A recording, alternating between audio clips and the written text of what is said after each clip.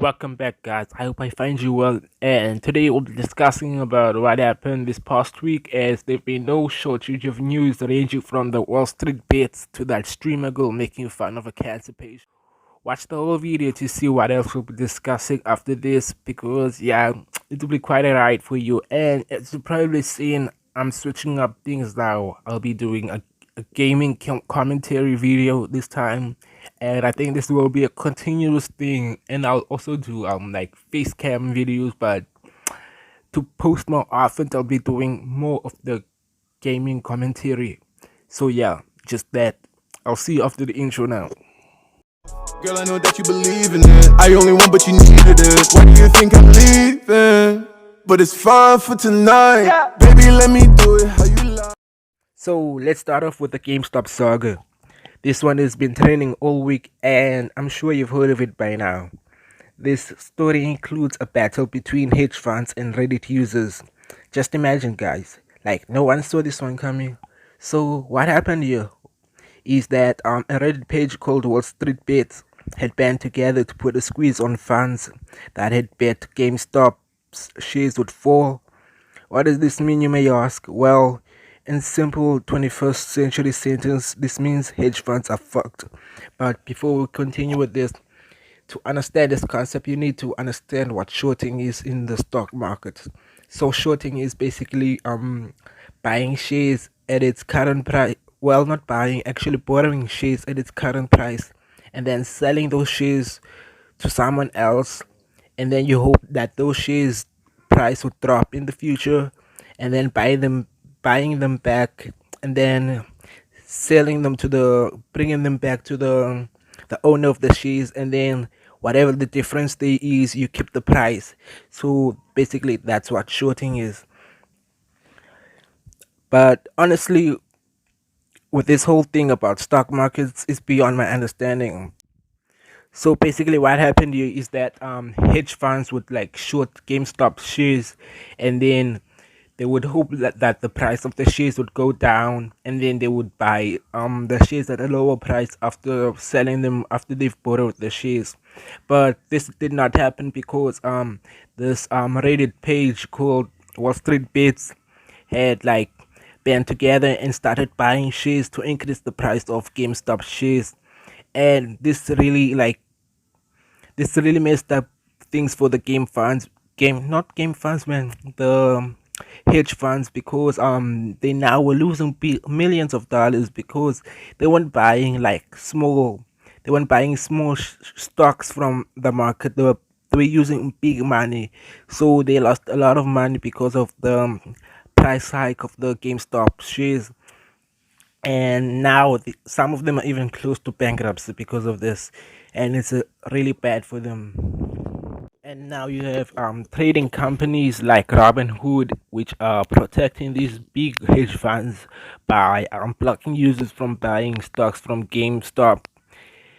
And this is a thing that these hedge funds have been doing like for a long time. They've been doing this the whole time. They've been manipulating the stock market by borrowing the stocks in large amounts, because in the market you can borrow, you can borrow shares like, it's like, let me explain, like you can borrow shares more than what's available, because you can borrow up to 150% of a company, which should not be possible, but in the stock market it's actually possible.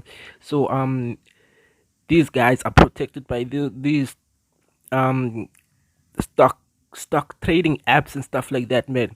So yeah, bro, it's really bad for them there.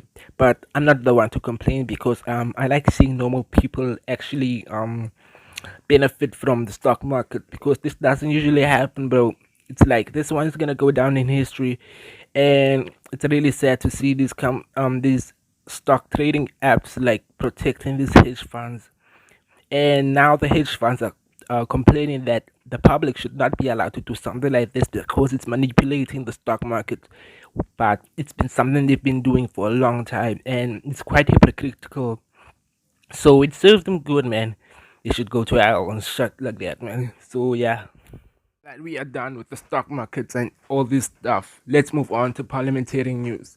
Yes, I just made that word up.